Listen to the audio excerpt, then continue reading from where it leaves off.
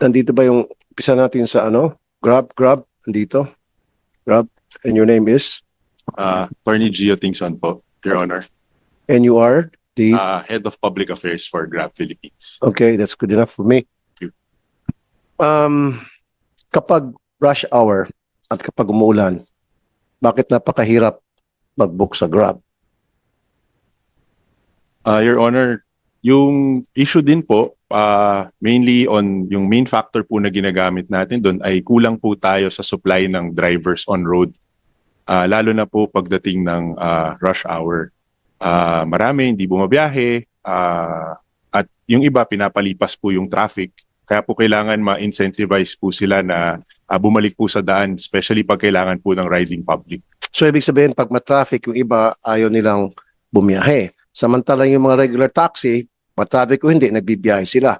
Yung mga taxi drivers, kapag sila ay namili ng pasahero, minumultahan sila. Pero mga taga-Grab, nakalibre. Example ko sa'yo, magbubuk ang isang pasahero sa Grab. Sasabihin, we'll be there in 20 minutes. Okay? Pagdating ng 20 minutes, papa-extend ng another 10 minutes. Na-extend. So, naging 30 minutes na. And then all of a sudden, ika-cancel.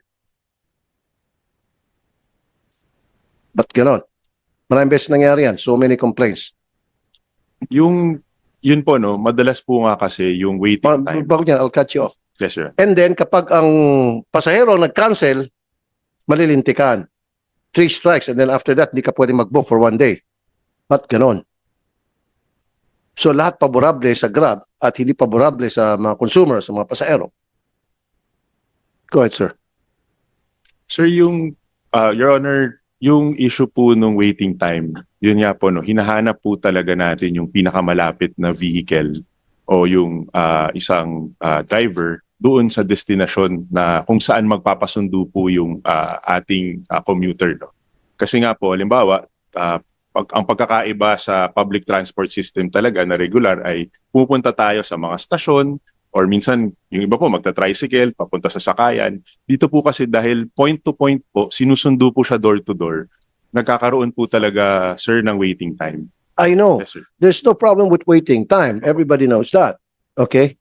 We don't have any problem with that. The problem is kapag kinancel yung booking. Sabi ko nga sa'yo, mag-antay na yung pasahero ng ilang minuto and then i-extend pa ng ilang minuto. And then later on, ika-cancel. Ilang beses na nangyari yan.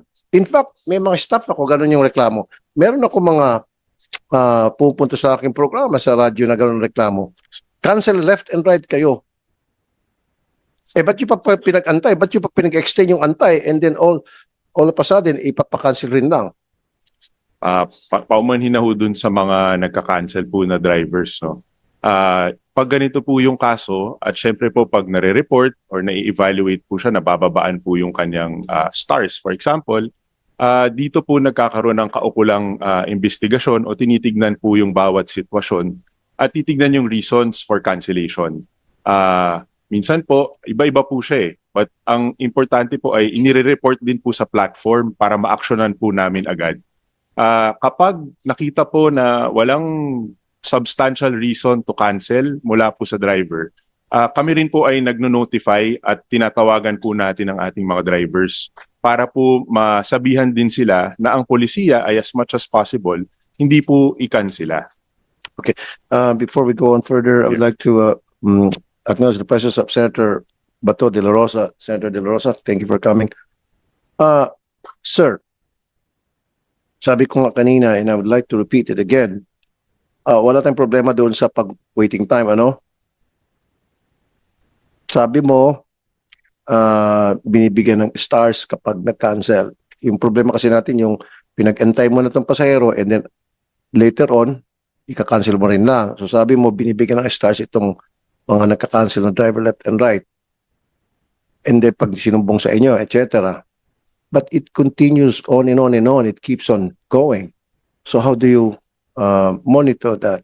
Paano mo ninyo masiguro na hindi na magkakaroon ng ganong klaseng serbisyo kayo sa mga Suki. Salamat po, Senator. No? Dito po, so yung stars po, binibigay siya kapag post-trip. So halimbawa po, may napansin tayo na hindi kaaya-aya, serbisyo, medyo madumi po yung vehicle, doon po na-evaluate yung stars. Kapag cancellation po ang issue, magkakaroon po kapag nireport siya ng isang parang trip ticket or doon po ina-assess no, sa series or case number at tinitignan po yung sitwasyon.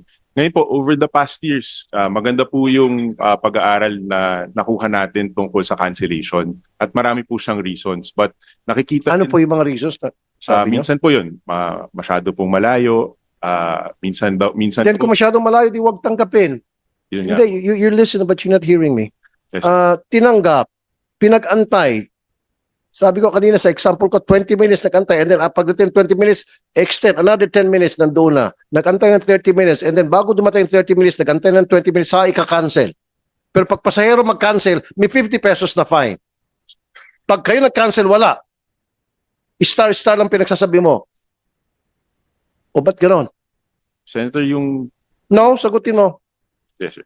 Pag kayo nag-cancel, star-star siya.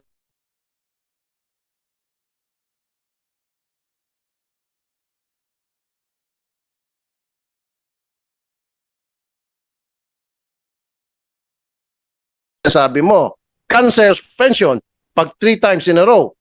O ba't gano'n? Lahat puro paborable sa inyo. Paano yung mga consumer ninyo? Pasensya na po dun sa sitwasyon na yun. Pero pag ganun po, yung kabaliktaran naman po ay may kaukulan rin na penalties na nakukuha po ang driver sa paggamit po ng platform ng Grab. So kung napapansin na po na halimbawa cancel po siya ng cancel, sa bahagi rin po ng ating driver, nagkakaroon po ng evaluation kung kailangan pong suspindihin naman ang kanyang account. So dapat, alisin mo na yung pagmumulta ng 50 pesos. Kung may karapatan ang driver mag-cancel, dapat may karapatan din yung consumer mag-cancel. It should go both ways. Hindi yung one way lamang na kayo lang pwede magpa-cancel at hayahay yung kayong Grab at kita kayo ng kita. Taga kayo ng taga. Samantalang pag yung pasahero, mumultahan ng 50 pesos. Yes, Your Honor. Ito pong... Pag-aralan niyo po yan. Salamat po, Your Honor. Pag-aralan niyo mabuti yan. It's not fair. Yung cancellation fee po, Mr. Senator, ito po ay alinsunod lang din po sa regulasyon na nakalagay po sa LTFRB. Na maaari pong... Mag-charge ng 50 pesos? Kapag may cancellation fee po kasi tayong tinatawag. Nasaan LTFRB dito? Mr. Chair, may I be recognized? Okay, Attorney Chop I'd like Laguatis, to, Chairperson of TFRB. Make a correction. If and when a passenger gets cancelled and a appropriate complaint or we were notified, the sanction there is on the first offense is a penalty of 5,000 pesos. The violation is refusal to convey. Dahil tinanggap mo yung pasahero and then ayaw mo siyang dalhin sa kanyang destinasyon, if a complaint is filed, and we have cases of this, we sanction the driver with a 5,000 pesos penalty. Meron po bang na-sanction? Meron na po kaming mga nasanksyon. Bagamat kokonti lang po dahil kokonti nagpapaabot sa LTFRB. We have to be informed first. Pag na-inform naman kami, may sanction po kaagad yon after a show cause. Okay, this is what I want you to do sa Grab. Maglagay kayo dun sa inyong app ng notice na kapag nag-cancel ang driver na meron palang regulation sa LTFRB na sila mamulta ng 5,000 to let the passengers know and then kung ano yung kanilang rights at the same time para mag-ingat din itong mga driver na hindi sila basta-basta pawara-wara, cancel dito, cancel doon. At their convenience, puro at their convenience, hindi convenient ng pasahero. Eh di wag na kayo mag-Grab kung ang gusto niya hayahay, kung gusto niya magpahanap-hanap lang ng pasahero na gusto niyo. Yes, Mr. Chair, we will emphasize this po in the app. Okay. Pag PWD and student, senior citizen na may discount, napakahirap mag-book. Alam niyo po yan. Kaya ang ginagawa ng ibang tao, dalawang cellphone nila. Kunyari, student. Meron siya sa kaliwang cellphone niya, bubuk siya na student. Sa kabilang cellphone niya, bubuk siya na siya student. More often than not, doon sa hindi student ang tumatanggap. Pag student, palagi decline, no available driver. Pag PWD, no available driver. Ba't pa tayo mayroong batas para magbigay ng discount na pinairal ng LTFRB kung hindi yung sinusunod o sinasadya nyo hindi sunodin. Salamat po, Mr. Chair. No? Hindi po nakikita ito agad-agad ng driver kapag meron pong discount. No? No? Kasi yung gumagamit ng apps, pag nag-register siya, sasabihin mo doon kung ikaw ay PWD at saka Opo. pag nag-accept, di ba? Nakalagay naman doon kung ikaw ay PWD o student ka o senior citizen ka, ano estado mo? Pero Then siyempre, pag nakita na PWD to, tinatanggihan. Kaya kadalasan, mga PWD, hindi na nagsasabi na PWD sila kasi pag mag-PWD sila, mamuti ang mata sa kaantay. Kaya sinasabi ko iba, dalawang cellphone ang gamit-gamit para kung sino magtanggap. Pag tinanggap na yung sa PWD na nag-book, salamat. Pag hindi, kadalasan doon sa phone na hindi siya registered as PWD. Ba't ganun, sir? salamat po, Mr. Chair. No? Yung pag-register po as PWD student or yung as a senior citizen po, ito po ay para ma-facilitate ng mas mabilis yung pag-apply ng discounts. Kaya nga po kapag na-email po, napakita yung valid ID, automatic na po, hindi na po nila kailangan pindutin pa na ako ay, at sabihin na sila po ay, Pero alam ng driver yun na yung nagpapabook sa kanila ay PWD. Alam ng driver yun, nagbabook sa kanila ay student. Yun niloloko mo ako Pinaikot-ikot mo pa ako Yun So bakit? Yun ang tanong ka, bakit? Pag estudyante, kadalasan tinatanggihan. Pag senior citizen, tinatanggihan. Dapat hindi gano'n. Namimili kayo. LTFRB, sir. LTFRB, excuse me. Yes, sir. Mamaya ka na magpag-usap, okay? No, sir. I was trying to confer with him on the rights of the PWD. Based on our platform, if the chair may allow me, Yes, sir. there is a application there that requires them to push on it, indicating na sila either pregnant or senior citizen. And there should be an automatic 20% discount doon sa fare. And in that 20%, it is the TNC that shoulders the 20%, Mr. Chair. Yun nga po, sir. Ang point ko nga, yung bang pag nagdeklara yung isang pasahero na registered as PWD sa apps ng Grab o as senior citizen or student na supposed to be may 20% discount, bihirang makatanggap ng booking. Bihira. Yun. Yun yung problema. Na yun yung mga complaints na natatanggap ko. So kaya nga, ulitin ko kung di ata kayo nakikinig, pati kay LTFRB, ginagawa ng iba, dalawang cellphone nila. Yung isa as, kunyari, as PWD, yung isa as non-PWD. More often than not, tablado itong sa PWD na registered sa apps ng Grab. Pero itong hindi PWD, ang bilis ng tanggap. So very clear na namimili. Ngayon, ang tanong ko, sino nag-absorb ng 20% discount? Driver o Grab? Dapat Grab. Mr. Chair, may I be recognized? Yes, sir. Based on the existing policy, it should be the TNC, meaning to say it's Grab or any other existing TNC ang mag-absorb ng 20%. It should never be the driver. Okay, meron ba tayo driver dito ng Grab? Do we have one? Okay, Mr. Mopas, Chairman TNVS with the Philippines. Now, sino nag-absorb ng 20% discount para sa student or sa senior citizen or sa PWD? Kayo, driver, or yung Grab? Thank you, Mr. Chair. For the past how many years po, ang TNC po ang nag-shoulder po ng 20% para sa PWD, sa senior citizen at sa ating pong mga student. Pero in-implement po ito pong taon na to, implement po ito, hindi ko alam po anong buwan po yun, ang nagsushoulder po ang mga drivers na po ngayon ng Oh, TNVS. kailan lang po ito? Sometimes mga almost 6 months na po ata. Ito pong pagpasok ng 2020 Sino po. pong pumirma doon sa memorandum na ang magsi-shoulder Actually po, ay kayo instead sa... pinalabas po ito, sinabi po ito sa aming comms. Sino nagpalabas po? Ang Grab po. Sa Grab po kami, ang unang nag-com po sa amin dahil ang dominant po kasing ang dominant po kasing TNC ngayon is sa Grab.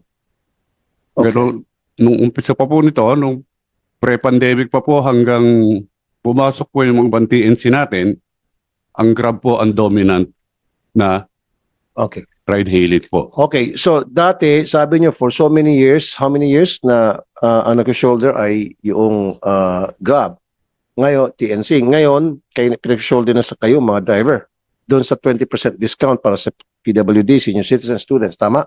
Did I hear it right? Yes, Your 6 Honor. months ago lang. Yes, Your Okay. Honor. Grab, anong nangyari, sir? Salamat po, Mr. Chair. No? Mr. Chair, yung polisiya po ng pagbayad po nung itong mga pag-shoulder nung discounts ay ginawa pong polisiya ng Grab dahil po sa pandemya para po makatulong sa mga driver. Pandemya, 6 months ago lang. Opo, kaya nga po, in-extend po natin hanggat kaya at ngayon po, alinsunod po kasi sa batas, ang tanong po sino nag-shoulder nung fees for the discounts. Alinsunod po sa batas ang driver po. So kaya po hanggat kinaya po ng kumpanya Alin sino sa batas? Anong batas yun? Pakibanggit. sa PWD law po. Hold on, Mr. Chair. Ano po namin. While he's looking at it, LTFRB, can you... Mr. Chair, may I be recognized? Ayan, We Attorney. have an existing memorandum circular issued by the LTFRB, and it's very explicit on it. Before we award them the franchise, nandun na po yun. The 20% discount shall be shouldered by the TNC regardless of whether it's Grab or any other TNC. Yan po ang batas na pinapatupad namin sa LTFRB. And they are bound by that law because before they are given the franchise, nandyan na yung memorandum circular na yun. O, so hindi sila sumunod doon sa franchise agreement. I would assume, So, sir. anong multas dapat dito? So, yan, nakita mo na face-to-face. O, naglabag sila ng franchise agreement nila for the past 6 months. Mr. Chair, may I request then for a statement from the driver and we will give them a show cause and if the evidence warrant, we will issue them the appropriate suspension of their franchise. Patay kang bata ka. Si tigas ulo nyo eh. Okay, sige. So, pag may mga drivers na mag-complain, iimbestigahan nyo at kapag napatunayan na talagang ganun nga ang patakaran, so pwede sila masuspend yung kanilang franchise. Yes, Mr. Chair. In fact, in today's hearing, upon hearing what was stated dito po sa statement nung Ginoo po, if that can be reduced into writing, pwede na ho naming aksyonan kaagad and we will conduct the hearing by next week. Mr. Mopas, no, ang dami na kumandami. Kaya pala tinatanggi-tanggihan na ng mga driver kasi sabi ng mga drivers, kami ang mag-absorb nito. Diba? Samantalang kung ang mag-absorb kay Grab, tatanggapin ng mga driver yan. They'll be more than happy to accept it because they know na kailangan mapagsilbihan yung mga PWD natin, mga senior citizens, mga estudyante lalo na. Pero, bawas sa kita ko to. 30% na nga binabawas sa akin, another bawas na naman dahil nagsakay ako ng special passengers with special concerns. So, magtatanggi ka itong mga driver. Although hindi dapat, pero nandun yung magkakaroon sila ng opportunity or idea na magtanggi sila. Kasi nga, in the past 6 months, nag-sway kayo away doon sa sa franchise agreement. O yan, masususpindi kayo ng di oras nito. Matutuwa yung mga karibal nyo rito. Although wala akong kakilala sa mga karibal nyo. But anyway, mabilis lang. Ba't nawala yung Uber? I'm just curious. Kasi dati hindi pa ako senador noon. Mr. Chair, may I request the technical staff of LTFRB Hindi, curious to go lang on ako. board Curious lang ako. para Okay, pero it's not really that important. Curious lang ako kasi biglang nawala. I think, Mr. Chair, based on the records of LTFRB, na buyout po ata yung Uber. I'm sorry? Based on the records of LTFRB, na buyout si Uber po. And I think it was purchased by one of the TNCs in the Philippines. Okay. Grab to be specific, Mr. Chair. Okay. Mabalik ulit tayo. Doon naman tayo sa Philippine Competition Commission. Ano pong nakikita ninyong violation ng Grab sa kanyang voluntary pricing commitment? Dito ba? Yes, good morning, Ma'am, Mr. Chair. your name, ma'am, is I'm Attorney Smiley po from the Philippine Competition Commission. Ma'am Attorney. Go ahead, please. Good morning, Mr. Chair. With regard to Grab's voluntary commitments po, bali for 3 years lang po yung voluntary commitments nila po. And tapos na po yung 3 years na po yun.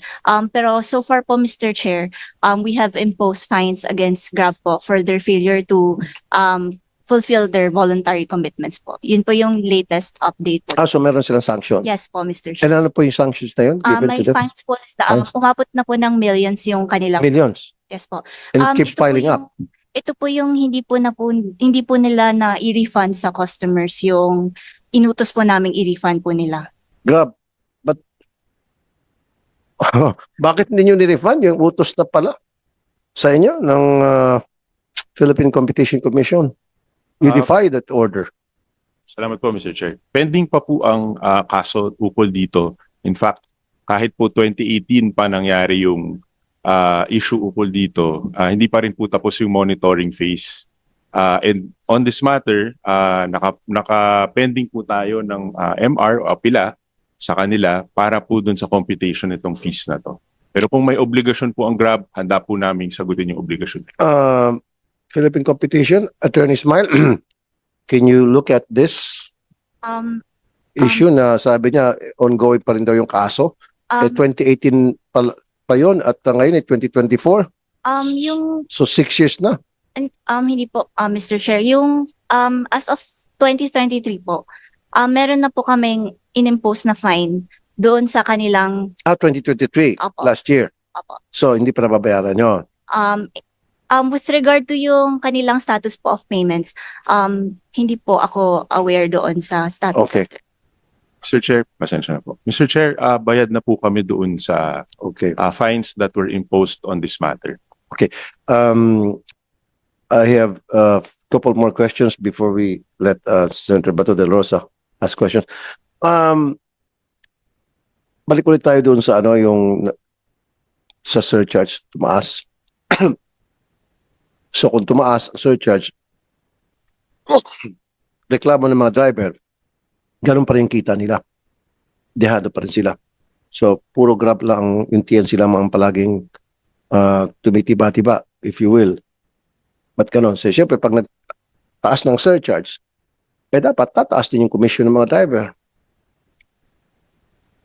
Diba? Mr. Chair, lahat po ng kinikita sa surge ay una 80% or above 80% po nito ay diretsyong binibigay po sa mga drivers natin. Yun po yung una. Pangalawa po, yung natitira ay nire-reinvest po ng kumpanya para sa incentives ng ating mga drivers. In fact, by the tens of millions po kada buwan ang nire-reinvest natin into driver incentives, sa pagbibigay po ng konting dagdag dun sa pang-araw-araw po nila.